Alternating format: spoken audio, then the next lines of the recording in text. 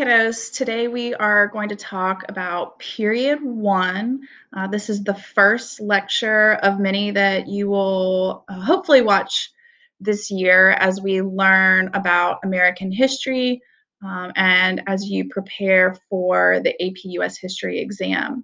I'm going to try and keep these lectures as quick as possible while still kind of giving you the information that you need. Please remember that you should be reading your AMSCO textbook weekly so that you can really get the information as many times as possible. Also keep in mind, as you're looking through my PowerPoint notes of the AMSCO book, you are paying attention to bold words, and then also have your period unit guide out, because chances are if you are seeing bold words in my lecture, if I'm talking about it, if you're seeing it in your AMSCO book, and then you're also seeing it in that unit guide, chances are that's probably a pretty important term or piece of vocabulary that you need to kind of understand. And so just make sure that you're following up. So that might be a good resource to have as well. Okay, so today we're going to talk about the very beginning of the course. We're going to start in 1491 and it goes through 1607. So for each of these lectures, make sure that you're paying attention to the periods. These periods of history, the beginning and the end date.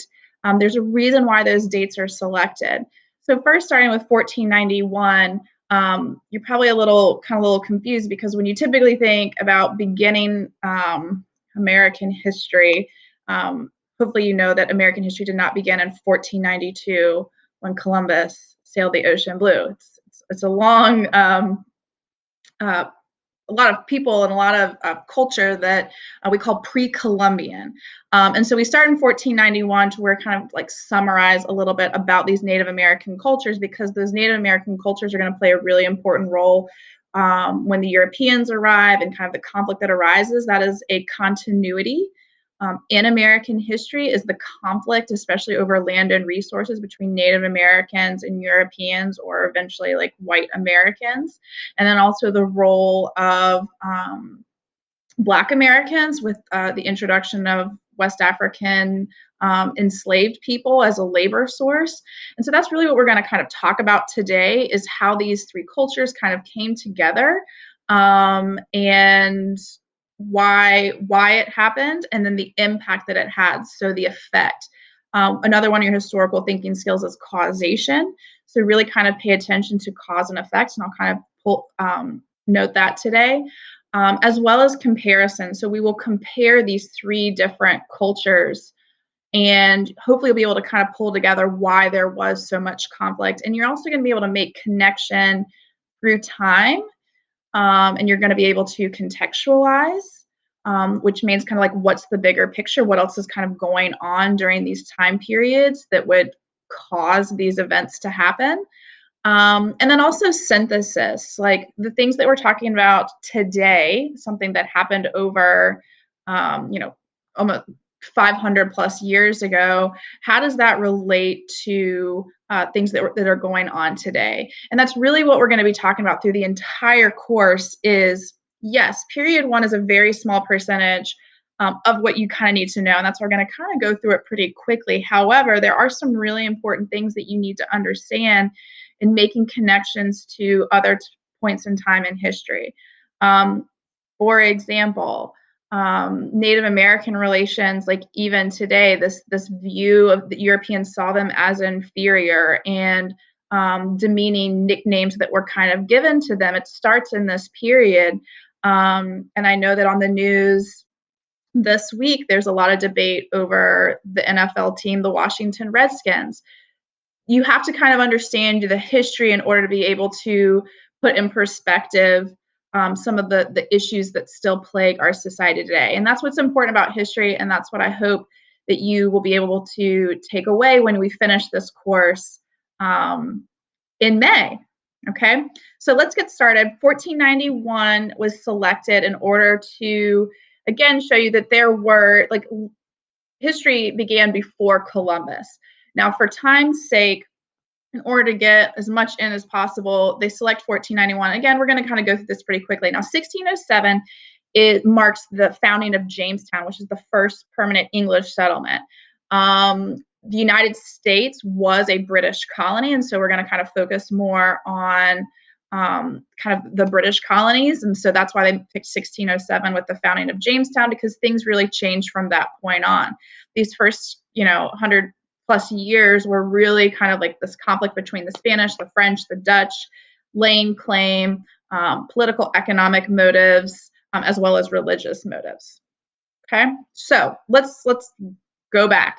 A lot of today is going to be world history review, and so we're kind of like getting our, and why I'm spending so much time on it is to kind of get you refreshed a little bit, and so you can remember from world history, which I know is a couple years ago.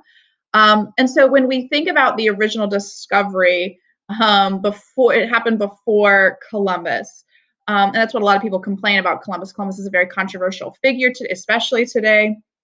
And so you do need to know that originally we know that people came from somewhere. There are lots of different theories. The most plausible theory that archaeologists have been able to figure out is that they came through the Bering Strait during an ice age.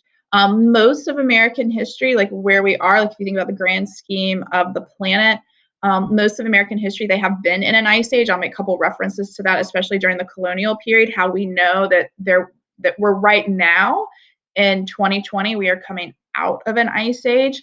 So that kind of like plays into global climate change and the fact that, yes, we know that after the Industrial Revolution, carbon emissions have sped up the process, but there is also historical and archaeological evidence that we are a natural phase of the warming of the planet. It's just that the Industrial Revolution and technology has accelerated that pace. Okay. So over 10,000 years before Columbus was even born, you are looking at people coming across from Asia on like ice is formed there, so kind of like a land bridge. So as ice forms, the oceans shrink, right? So as ice melts, the oceans are going to rise. That's what we're kind of talking about today, as ocean levels are rising. And so there was a land bridge that stretched, that connected Siberia and what we know today as Alaska. And slowly over the thousands of years, humans made their way into what we call now North America and South America. Okay, there are hundreds of tribes and different languages and cultures, but they also differentiated. So first, let's review world history a little bit. Let's go to South America. There were 3 highly developed civilizations that developed in Central and South America, very different than that of North America, where we are today and where the United States is today. Okay, so you are probably familiar with the Mayans in the Yucatan Peninsula, so Mexico, as well as the Aztecs. A very large empire. You're looking at, hundreds of thousands of people that lived in these civilizations, as well as the Incans. They're in Peru, so a little bit further south.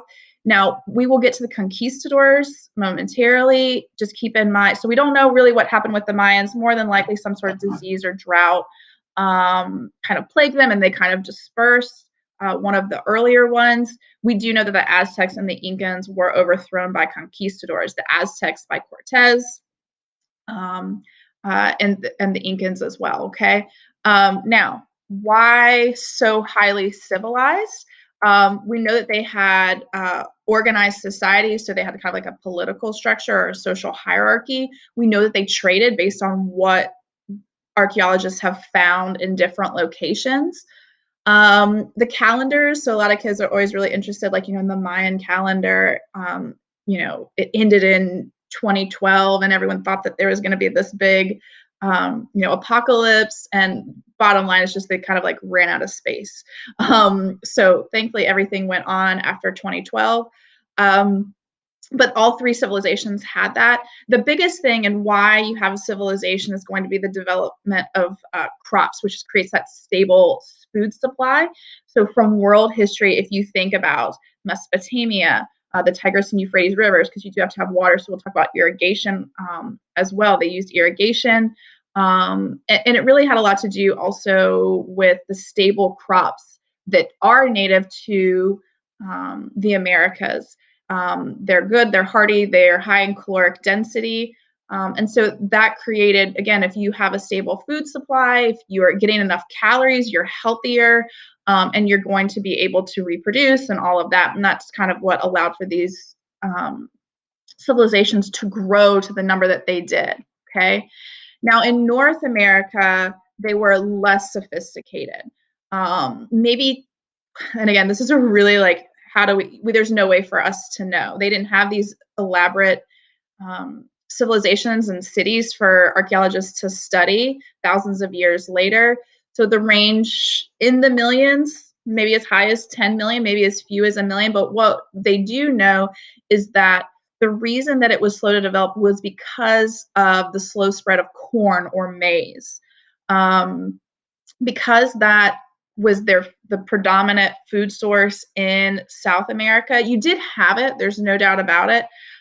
In North America, it's also cooler, temperate climate in North America. So you are going to have, eventually we're going to have like nomadic, most of these tribes were semi-permanent.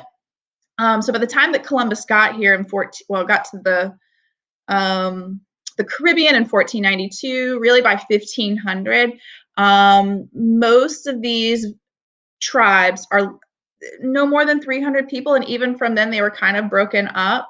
A lot of similarities between them. So if you're comparing them, in most of these tribes in North America, the men are the ones that are making the tools and they're the ones that are hunting. The women are gathering plants and nuts. They're the ones that were in charge of farming crops. About 20 different language families, 400 distinct languages, and the tribes will kind of blend over time as well. And then also once the English and the French kind of show up and the Spaniards, they're going to have to kind of move. They're going to be displaced, and so you're going to have conflict as well. Okay, so but before any of that, let's look at it regionally. So in the Southwest settlements, so we're really looking at New Mexico, Arizona, parts of Southern California have the Hohokam, the Anasazi. The Pueblo is probably what you're maybe more familiar with. That's typically the one that's taught the most, to give you an example. Now, they did use extensive farming because of the irrigation systems that they developed. Also, they used, again, they adapted to their environment. They used the cliffs, multi-story buildings. So they used the cool climate of those cliffs and those caves, and they created their dwellings there. They used the mud to kind of create that pueblo that we would know today in order to like clay bricks. Whereas if you went to the Northwest settlements, so from anywhere from Alaska and the Inuit to Northern California, they're going to be different, right? Their climate is different. They adapted differently. They ate different things. They were the most permanent of all of the different regions, and it possibly has a lot to do with, if you think about the rainfall and the vegetation, they had a more stable food supply, and then also the hunt, which also means that there's more game there because they're kind of attracted to that. So the hunting, they had a ton of fishing that provided enough food for them to be able to stay. So within their society, a lot of you guys have probably seen totem poles before. This was a way that they would pass down stories from generation to generation. You would kind of have one for each home. And when we say a home, the people that lived in that home, it's extended family. That's another similarity between all the different tribes. Okay. Now, along the Great Plains, we will make a lot of reference to this, fast forwarding all the way into about the late 1800s, because the Native American, that's the last area for Americans to kind of settle, and so there's going to be that conflict. So we're looking at the Dakotas and Nebraska, Kansas, Oklahoma, parts of northern Texas. Nomadic hunters, they follow the buffalo, and that's primarily because of the Spanish. Before that, they were semi-permanent. Now, they traveled in teepees, so most stereotypical understanding of Native Americans that they all lived in teepees. That is not true. That is just what TV kind of glorified at the time, like in the late, in the 1930s and 40s, primarily because like it wasn't that far off. That was only 50 years from kind of the cowboy and Indian, the Great West, where Custer's last stand and kind of defeating the savage and, finally taking over, kind of manifest destiny. So that's how most people portray Native Americans, is because that was the visual. Like even like Pocahontas, like they're living in teepees. They were a southeastern tribe. Pocahontas and the Powhatan did not live in teepees. They did not have long feathered headdresses. But because Disney, right, in the 1930s decided with Peter Pan, that I don't know if you guys have seen the old Peter Pan film, but it was like in the 1930s, and like there was a ton of, it is racially insensitive if you ever do want to watch that part of it where they're with Native Americans. But that was the understanding. It was like all the cowboy movies. It was only in the Great Plains, and it was only after the Spanish gave them horses. Horses were from the European continent, Asian continent, and that allowed for them to hunt more quickly. And so then they just followed the buffalo. That was a more stable food supply, and they were able to kind of grow in population.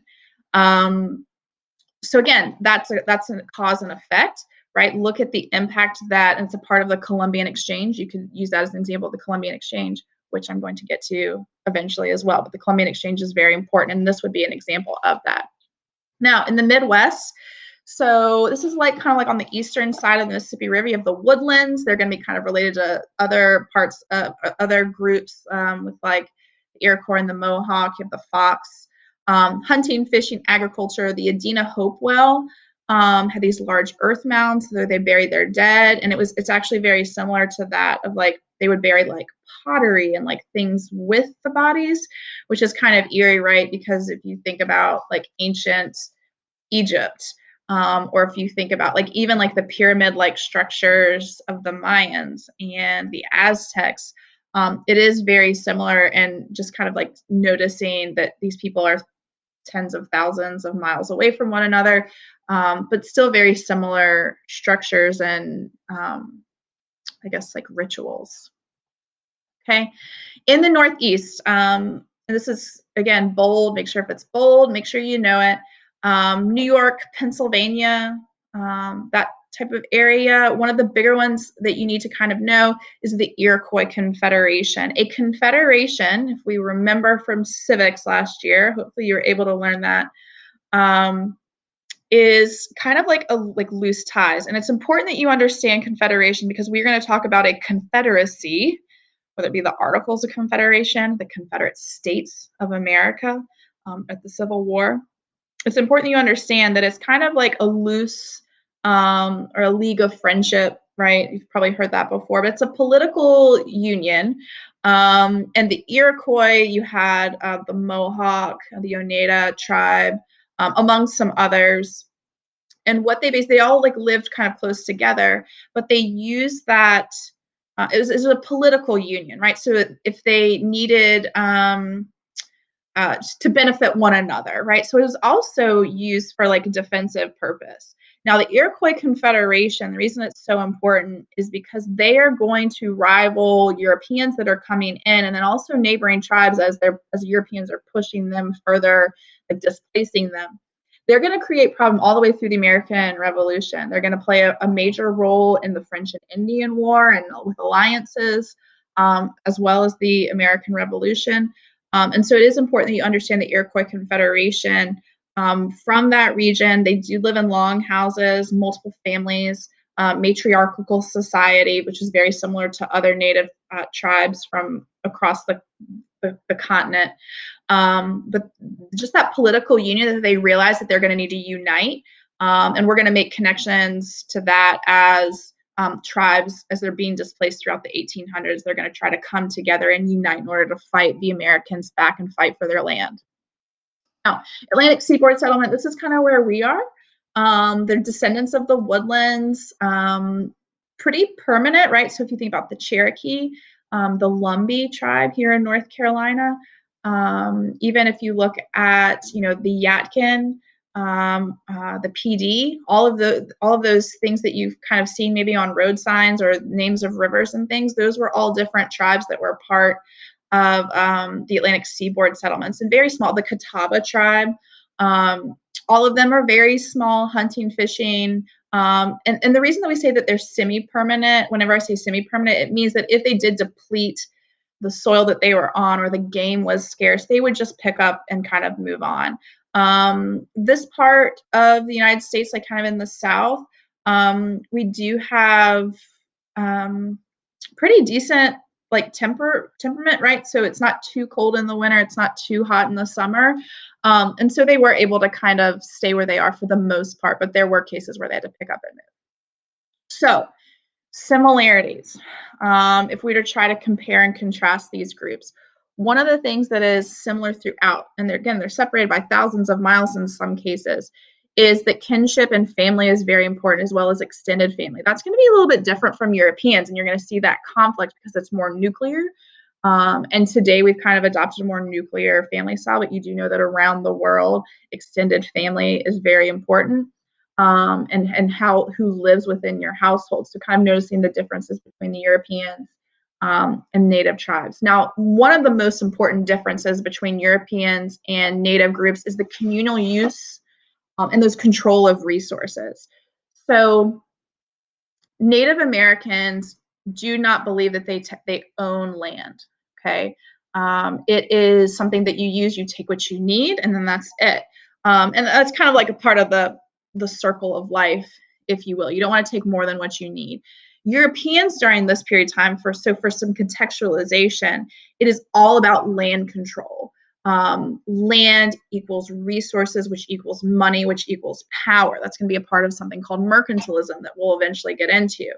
And so you need to kind of understand how that's going to play a difference between these two groups. They trade technology and ideas. We know that it through the maternal line, that's different than Europeans, which is more patriarchal society.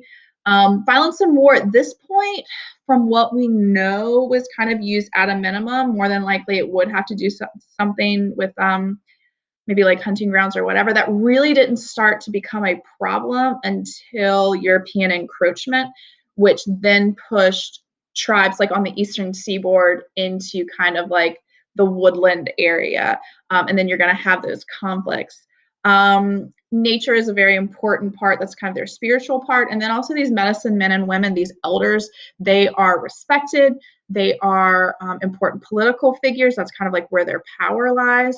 And so those are kind of the similarities between all these tribes, again, thousands of miles apart in some areas.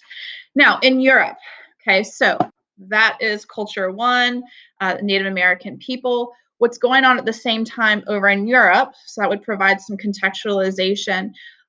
We know that the Vikings and Scandinavians had visited Greenland and North America hundreds of years before, but there wasn't a lasting impact. We know, especially like the Nova Scotia part of like with Canada today. Now, until the late 1400s, those Europeans, Africans, and Asians really did not have any knowledge of the Americas and the people that existed there. And that's all going to change, mostly because of the Renaissance. So after the fall of the Holy Roman Empire, you're eventually going to have the Renaissance, a rebirth, learning, questioning. Obviously, there's going to be art associated to it, but really what's most important here for exploration is going to be the scientific activity. This is going to happen during the 15th and 16th centuries. So the 14 and 1500s, always going to go back one. And the Europeans really took ideas of the Arabs and mostly the Chinese, and they're going to kind of improve them or adapt them. And the Chinese and the Arabs are doing that as well. So gunpowder, and I'm talking specifically about the Europeans because they're going to play a major role in exploration. Gunpowder, they're going to use compass. They're going to improve like shipping technology, map making technology.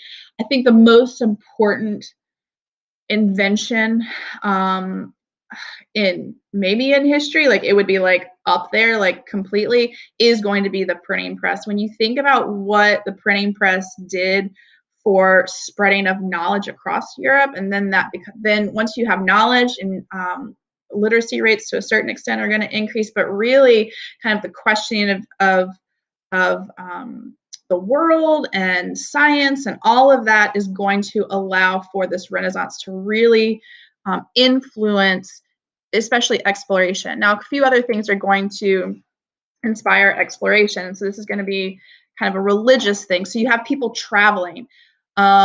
Spain had been taken over by majority of Muslims. They're called the Moors. So they came out of North Africa. So again, world history review. Around 600 AD, you had Muhammad the Prophet out of like Saudi Arabia, Mecca, and the Islamic faith is going to spread throughout the Middle East and then across into Northern Africa and eventually into Spain and within that Iberian Peninsula and Portugal. And the Catholics and the Moors are going to battle over that for centuries. Eventually, in the 1400s, all these different little like kind of like eventually like nation states, I guess, are going to kind of like come together. These Catholic groups, they're going to move in, they're going to defeat the Moors. Queen Isabella and King Ferdinand are going to help. They united with their marriage, and they're able to kind of pull enough resources in order to be able to do that.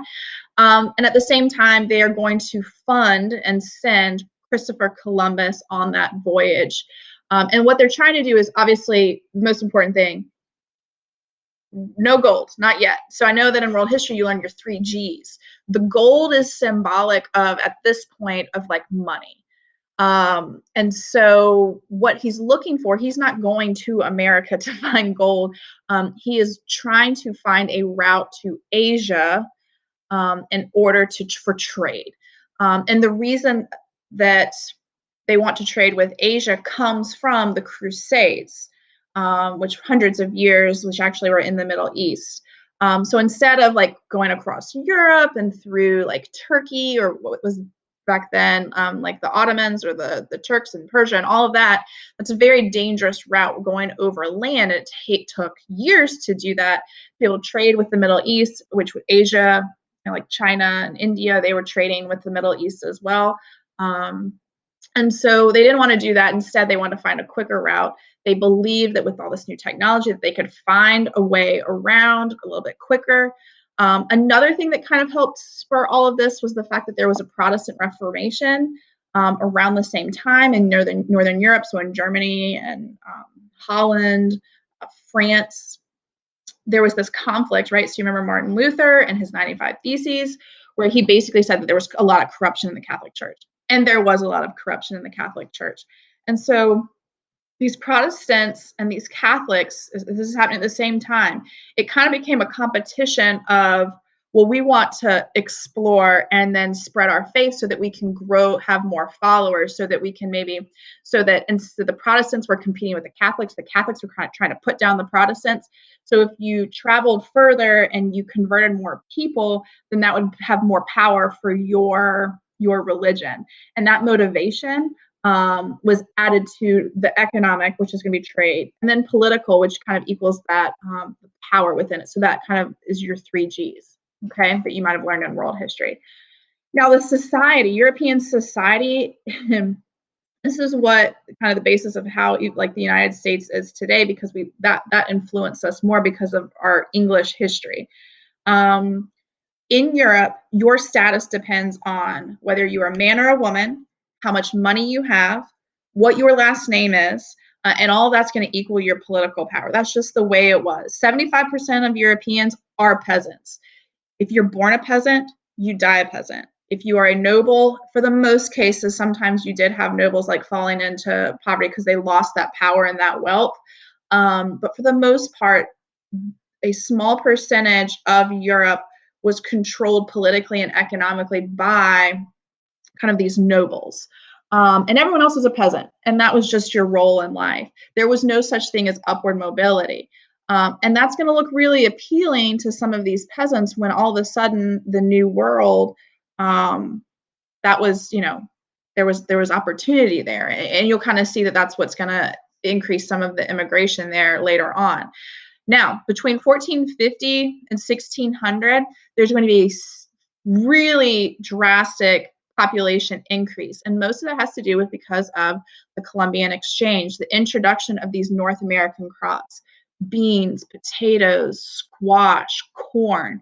They are calorically dense. They're kind of easy to grow, not too temperament, right? So all of that plays a role, and that's going to increase the food supply, which is going to, again, people are healthier, they're having more children, people are living a little bit longer. That's going to lead to deforestation in Europe because you need the homes and you need those buildings in order to do it. Deforestation is going to be play another role with America. But what's going to happen is all these peasants are going to leave those farms that they were on, and they're moving into cities, especially London. And again, the population increases dramatically by 1600. Okay. With that, as people move in, prices are going to go up. The wages are going to drop because there's so many people. There's such a high supply of workers. And it's going to create a really not a great place to live, and the people, the wealthy people in London are trying to figure out a way to where they can get these people out, and the new world is going to be that option. So with trade, I'm trying to go over this a little bit faster. Again, this is kind of connection to the Crusades. So overland through Constantinople, through Turkey, basically present day Turkey, they want a new route. Portugal kind of led the path. So Portugal and Spain were really in competition with each other at first. You have Prince Henry the Navigator, so he went down around the Cape of Good Hope. Da Gama as well, he's the one that found India.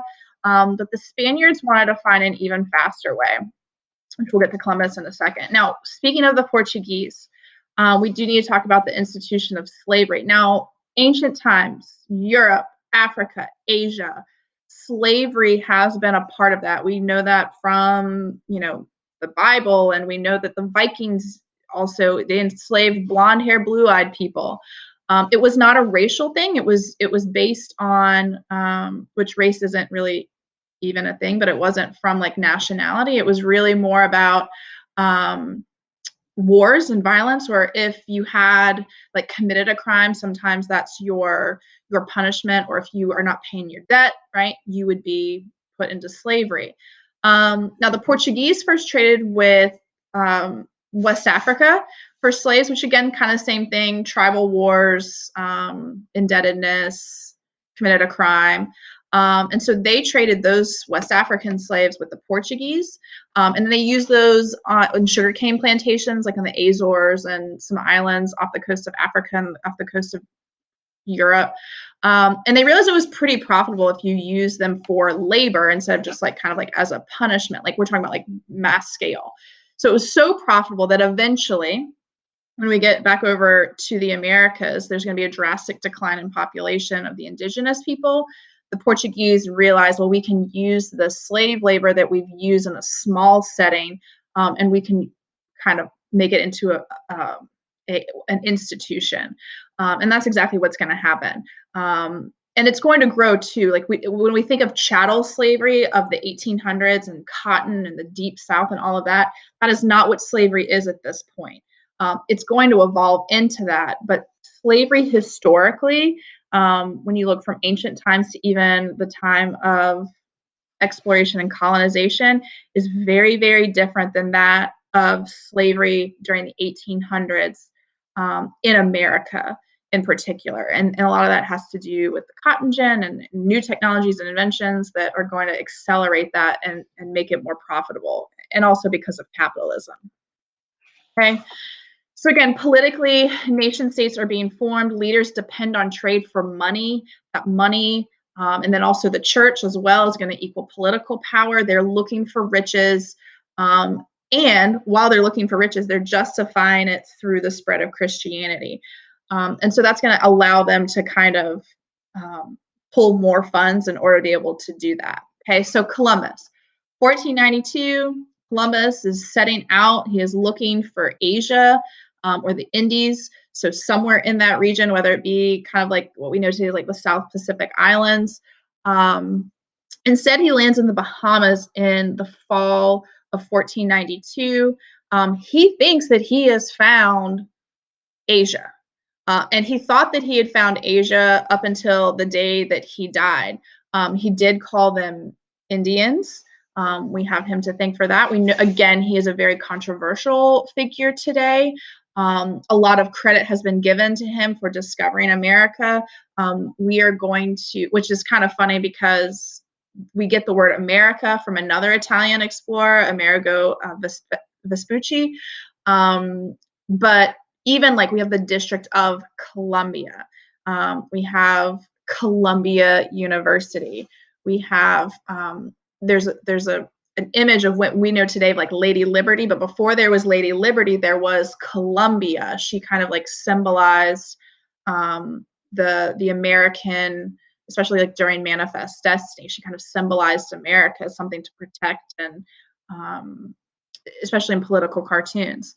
But again, he's controversial because he is also responsible for genocide of indigenous people. But also, like, the world would be very different if it weren't for the impact that he had. So it is important that we study him, but just know that there are negative consequences as well to his moment in history. And he got to the Bahamas, not a lot of gold, few spices, no path to China. He's kind of a little confused. He ends up dying. Eventually, as they continue to move on, Europeans and indigenous, they're going to kind of come together. So part of the Columbian exchange is the transfer of plants, animals, germs. It's a big one, from one side of the Atlantic to the other. Europeans are going to, again, have that introduction of beans, corn, potatoes, tomatoes. If you guys like Italian food, keep in mind that they didn't have tomato sauce until after Columbus. Tobacco is going to be really important, but other diseases, syphilis, for example, they're going to have relations with Native Americans. Native Americans have syphilis, and syphilis can kill you. Like today we have antibiotics for that, but back then not so much. Europeans introduced sugarcane. That's going to be a predominant crop, especially play a major role on West Africans and the impact of like plantation style slavery. Pigs, horses, like we talked about the Lakota, the wheel, iron tools and weapons, eventually guns. European diseases such as the measles and smallpox are going to wipe out about 90% of the population in the Americas, especially like when you look at like Caribbean islands. When you look at, like, if you were to go to the Bahamas today, or Jamaica, or the U.S. Virgin Islands, or you pick it, if you think about the ethnicity of most of the people there, most of them are of African ancestry. And that is because you don't really see a lot of like indigenous, like what you would see like in Mexico or Guatemala or, you know, Colombia. And that's because on those small population like islands, when they brought in smallpox, and again, as you're isolated there, your immune system, right, it's not adjusted for that. So that so even though Europeans kind of carry it with them and they build up this immunity, now there are waves of smallpox that wipe out parts of America, like Americans and Europeans. Those are just certain strains. Like we're going through this pandemic right now because we have not seen this strain of coronavirus before, and there are different strains of it. From what scientists are kind of saying right now is that there is a dominant strain that is having a much more negative effect. Now, over time, immunity and all of that will kind of play a role, probably vaccines, and we'll kind of see how that plays out, hopefully. But at this point in time, if you're on a small island nation and smallpox, you have your immune system is not designed to fight that off. And so pretty much talking about like decimation, where it would just take out the entire population of Jamaica, but they were growing sugarcane there. Well, that's not going to work. We need someone to be our labor source, and so they would bring in West African slaves. You've probably seen this image like 100 times growing up, but this is the Columbian exchange, and it's not just crops, it's ideas, it's again the diseases, it is the interaction across the Atlantic Ocean. The Middle Passage is going to be a part, like the Columbian exchange. A lot of kids get the Columbian exchange and the Middle Passage. So the Middle Passage is like the slave trade. Try to separate that completely. The Columbian exchange predates the Middle Passage, so just kind of keep that in mind. Okay. Now, when you look about whether or not Spain or Portugal, because Portugal is kind of like leading everything, this really has to do with the Pope. So Spain and Portugal were arguing over who got what. Again, remember in the hierarchy of Europe, especially if you're a Catholic nation, it goes God, Pope, kings, and then everybody else. And so because the Spanish king and the Portuguese king were kind of having an issue, they went to the Pope, and he basically drew this line, the line of demarcation, which basically gives Spain the vast majority of land. But have you ever wondered why they speak Portuguese in Brazil and everywhere else speaks Spanish? Here is why. And so, again, the Pope kind of really decided on who was going to have what land. And in the Americas, the Spaniards are going to dominate there. Conquistadors are explorers or conquerors. They're moving up through Mexico, up eventually up the coast of California, but really through South America. You have Balboa into Panama. Magellan is going to travel around South America. His ship will circumnavigate the world, but he died during the voyage. I guess they give him that credit. Cortez is going to take over the Aztecs. They're going to discover gold as well. Pizarro with the Incans in Peru and Machu Picchu. That's going to affect the gold supply. And all that's going to do is going to increase more of a desire to explore. Okay, now, long-lasting effects. The encomienda system is extremely important. Basically, the king of Spain and other European countries are going to, and this was early, okay, this is very early on, they gave land and the natives that lived on that land to a Spaniard, to a conquistador. So if you travel and you kind of take that land, then you are given that grant, okay, that is your land, and you have the natives on it. The natives worked the land, and it was horrible treatment. Again, they're looking for profit here. And in return, they're taken care of by their master. So that kind of sets up what we will know as like chattel slavery, where that's the reciprocal relationship, not so much. The natives, however, because that was their home, there was a lot of rebellion, meaning they ran away. They also a lot of them died, obviously, because of disease, because of being overworked. It was really, really horrible conditions. So then the Spanish turned towards the West African slaves. Now, this type of labor system is the asiento system. So they pay a tax to the king for each slave imported to kind of bring them in. So the encomienda system has more to do with the natives. The asiento system is like moving more towards West African slavery, but the king makes money off of it because plantation slavery was so profitable. The king wanted to get something out of it, and that's what that was. Okay, now the English were late to the game, very late. Most of that has to do with Henry VIII. So you remember he's the one with all the wives and wanted a divorce because he couldn't have an heir with his wife Catherine. So he wants like an annulment. I don't know if you remember all of this. He ends up killing a bunch of wives as well because he kept trying to get a proper male heir. He never thought that maybe he was the problem. But anyway, so they're kind of busy with that through most of the 1500s. Eventually, by the 1570s and 80s, Queen Elizabeth I is going to start challenging the Spanish. So Sir Francis Drake is going to start attacking some Spanish ships. The Spanish Armada, thankfully, is going to kind of be taken out by a really bad storm at some point. And then that allows for, because that fleet's kind of taken out, that's going to allow the English to really pay more attention to North America. The first is going to be Sir Walter Raleigh. A little bit of local history. Raleigh, North Carolina is named in honor of him. You had Roanoke Island. So this is the lost colony in 1587. There's been some interesting information in the news lately about how they think they've figured out what happened. A lot of people say like there's this big mystery, and Croatan, which is the native tribe, was carved into a tree. And it's like, where did they go? Because basically, if you don't know the story from like 4th grade, they come over, they settle. He and a bunch of people they leave like 50 people there, or like 30 people there.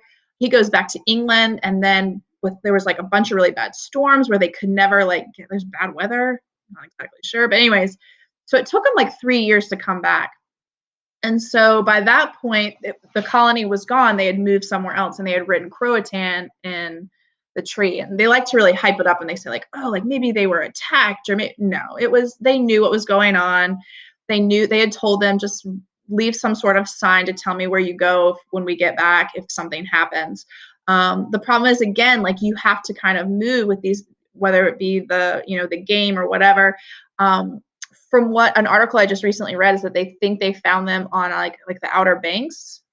They think that that's where that Croatan tribe had kind of moved out towards, because they've been able to find some artifacts, which is really hard because now, the last 60 years or so, the beach and the vacation rentals and all that, they're coming in and building all these houses, and it's kind of destroyed a lot of the evidence. But there was a guy that believed that they might have gone out in that direction. So we think that we have found the lost colony. But anyway, so that didn't work in 1587. Eventually in 1607, we will have that first permanent British claim. With the French, mostly up like down the St. Lawrence River. So you can kind of see up in this area. So this is the St. Lawrence River throughout the Great Lakes, and then down the Mississippi River. So there's a lot of French history, especially like Louisiana, King Louis, Quebec, still speak French in this part of the continent even today. But a lot of French history in these areas. They were fur tradesmen. You have Verrazano, again, looking for that Northwest Passage. So let's see if they can connect, if they can follow the St. Lawrence all the way across and then to the Pacific and find Asia. Jacques Cartier was one of the people that followed that route. And again, a lot of French history in all this, and that's going to play a major role as well when we get to the French and Indian War in period 3. Spanish through Florida, right? There's a lot of native resistance. That's going to be a continuity. The Seminoles were dominated, and it was easy because it was kind of home turf. There's a lot of swampy area. They kind of knew how to do that. But St. Augustine, Florida is technically the first permanent European settlement. It's the oldest city founded by Europeans in North America. It's a beautiful city. They set up missions in Santa Fe. They try to convert the Pueblo. There's going to be a Pueblo revolt in 1680. And again, just because they don't want anything to do with it. They are going to move up north into California, and mostly because the Russians have crossed over into Alaska, and so kind of like laying claim. San Francisco by 1776. Most of these areas are Catholic missions, and it was just a way for them to lay some claim. That's kind of the political or the glory part, but also the God part in converting these names. It's kind of how they justified it. Okay. Now, not everyone agreed with how they were treating indigenous people. Most Europeans viewed natives, and I put most italicized here because one of the things we're going to talk about in American history is the fact that there are no absolutes. If you are writing an essay this year or a short answer response or whatever it is, whatever you do, don't tell me that, an event was the most important or this was the greatest example or anything like that. Historians don't do it. I don't do it. You shouldn't do it. No one should do it. There are no absolutes in history. History is extremely complex. There are always outliers. But what you can do is you can kind of generalize. For the most part, Europeans view Native Americans as inferior. Okay. They tried to exploit them for economic reasons. They believed that their faith or their culture was inferior, and so they tried to push Christianity on them. But they were also used for military allies. And each country, so the French, for example, had the best relationship. They used them as an ally. They intermarried with them. Most of the people that came over, whether they were a conquistador or a French fur trademan, they were single, and so they did have some intermarrying. So like with the Spaniards, so if a Spaniard married a native woman, they were mestizo. You have the mulatto. If you've ever heard of mulatto, that means, and that's something that carried up into the 19th century, is with a person of European descent and of African descent, kind of like a mixed race. And so you did have that. Who stands out in all of this is the British. Because the early British colonizers, you had that Protestant view. They did not. They came as families, so you really didn't have that mixed race. They probably had the worst relationship when you're looking at conflict. The French by far had the best, and that'll play a role in the French and Indian War. They saw them as an ally, economically, militarily. But one particular priest, because you also have the religious component, right? Are these people inferior? Are they humans? That's going to play a big role with the institution of slavery. But it first starts with Bartolome de las Casas on a Spanish mission. in the Americas, and he said, no, like, this is not okay. These people are humans. They are, God's children. They're equal to us. We should not do this. And he had this debate, the Valladolid debate, and he didn't make a ton of progress, I'm going to be honest, but he did dissent. And it's very important that you understand De Las Casas, because if you were to get any type of question related to him, again, not all people viewed them the same way. And he really used the religious component. And that's going to be used when we look at abolitionists, is that this is not human, this is not moral, this is not what God would want. And so that's a continuity. The fact that De Las Casas in the 1500s was kind of making that same argument. That's very important to understand. So with De Las Casas, we're going to end period 1. In the next unit, we are going to talk about English colonies starting in 1607 with Jamestown. I hope you enjoyed it and learned something, and I will see you next time. Bye.